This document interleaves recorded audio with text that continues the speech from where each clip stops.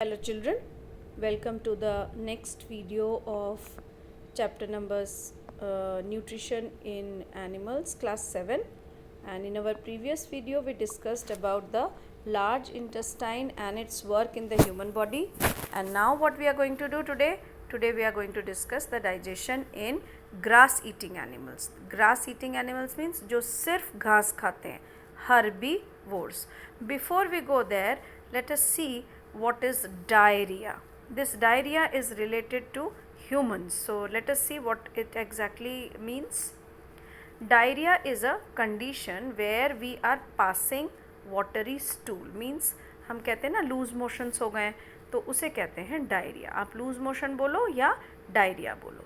Diarrhoea का मतलब क्या है, लूज मोशंस का मतलब क्या है, हमारे पेट में ज़रूर कोई इन्फेक्शन है. और वो इन्फेक्शन क्यों हुआ है, या तो फूड पॉइजनिंग से हुआ है या इनडाइजेशन से हुआ है, प्रॉपरली हमारा डाइजेशन नहीं हुआ है.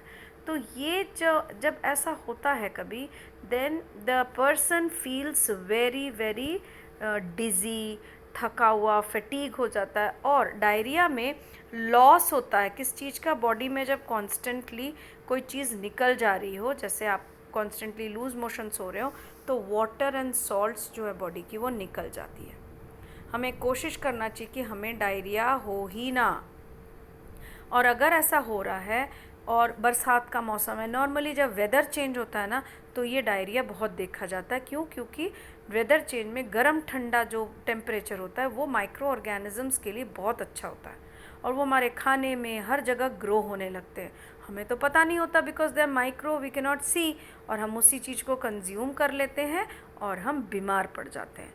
तो हमें प्रॉपरली बॉइल्ड चीज़ें खानी चाहिए और पानी को भी बॉयल करके ठंडा करके और फिर उसको पीना चाहिए. और अगर लूज़ मोशन ज़्यादा हो रहे हैं, डॉक्टर के पास हम अभी नहीं जा पा रहे हैं या हमें देर हो रही है, whatever, then we should start drinking water by boiling and cooling and then adding salt and sugar to it.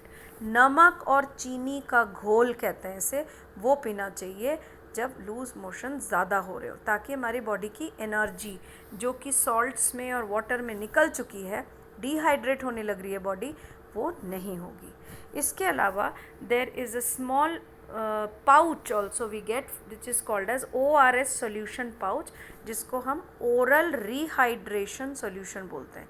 अभी मैंने आपसे क्या कहा, डिहाइड्रेट होने लगते हैं, मतलब हमारे बॉडी का पानी और नमक निकलने लगता है. तो उसे दोबारा से कैसे सही किया जाए, बाय रिहाइड्रेशन सॉल्यूशन. तो इसे कहते हैं हम ORS. Now let us know about the digestion in grass eating animals. जब भी हम किसी गाय को देखते हैं कि वो खा रहा है कुछ, तो वो क्या करता है, वो इस तरीके से चबाता है. ये रहा, घास को चबाता नहीं है. पहले आप देखोगे एक गाय जो है वो लगातार पत्तियों को तोड़ता जा रहा है अपने मुंह में और सटकता जाता है. हम जैसे खाने को पहले चबाकर सटकते हैं, गाय ऐसा नहीं करती है. वो सटकता जाता है खाने को, और सटकते हुए हर चीज़ उसने जो भी खा रहा है, पत्तियां जो भी है, वो धीरे धीरे धीरे धीरे इस जगह पे आकर इकट्ठा होती है, जिसे हम कहते हैं र्यूमन. और इसीलिए इन्हें र्यूमिनेंट्स भी बोला जाता है. तो जब इसमें इकट्ठा होने लगती है, ये पाउच होता है जहाँ पे ये पत्तियों को पहले इकट्ठा करते हैं. ये इनके खाने का तरीका है.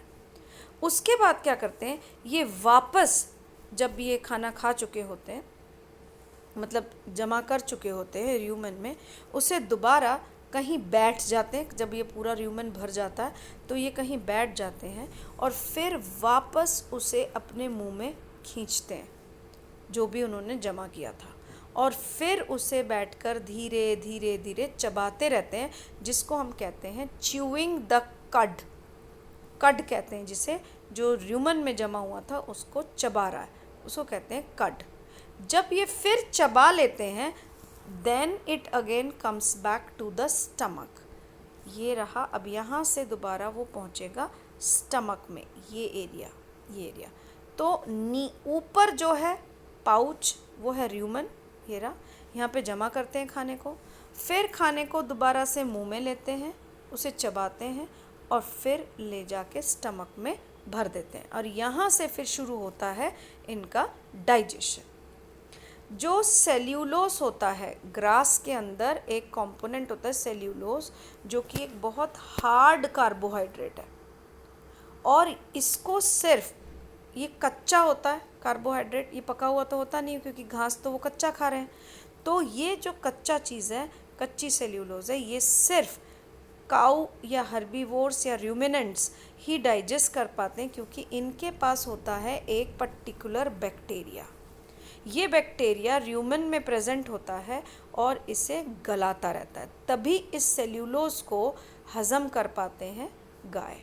हम नहीं कर पाते हैं, ह्यूमंस के पास है ही नहीं ये बैक्टीरिया और ना ही हमारे पास र्यूमन है कि उसमें बैक्टीरिया रह जाए और हम खाना को जमा सकें वहाँ पे।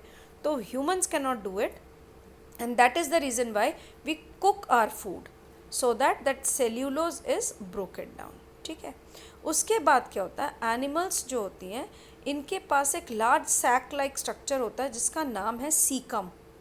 सीकम ये कहाँ होता है, ईसोफेगस और स्मॉल इंटेस्टाइन के बीच में, in between the oesophagus and the small intestine. Let us find out. ये रखा है, आपको पिक्चर देखो, ये रहा सीकम और ये पोर्शन है ईसोफेगस एंड स्मॉल इंटेस्टाइन के बीच में।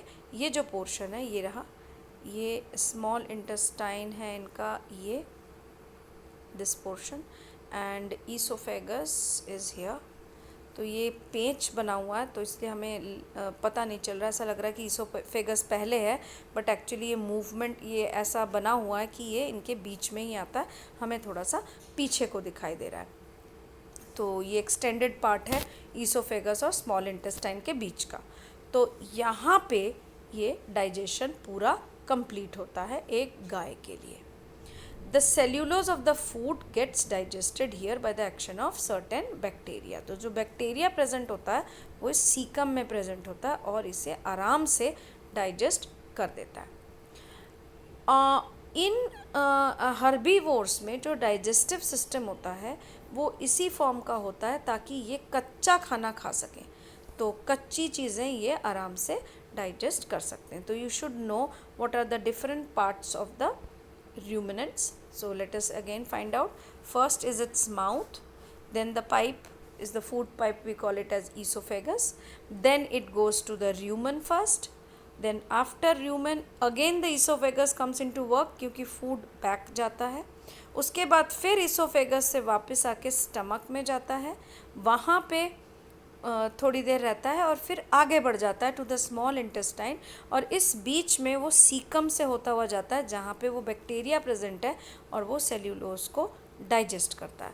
Then again absorption takes place in the small intestine, जैसे हमारे ह्यूमन बॉडी में होता है, और एसिमिलेशन, और लार्ज इंटेस्टाइन में absorption of water and minerals, and then finally through the anus, rectum and anus, the excreta और the fecal matter comes out, जिसे हम काउ डंग कहते हैं। This is how the digestion process in ruminants और grass eating animals takes place.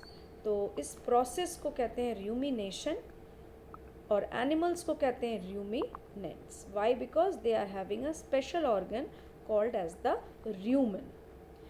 The last topic which is remaining of this chapter is feeding and digestion in microorganisms like amoeba, and this we are going to see in our next video. So again for this, whatever we studied today, find out the difficult words जैसे ruminants, rumination, cellulose, and then you also get to have cecum here. Cecum should be pronounced properly and also learnt. Then there are many other including again cellulose I'll take, esophagus का spelling, तो ये सारे आप spellings ज़रूर अच्छे से याद कर लें। So stay tuned for my next video. Thank you.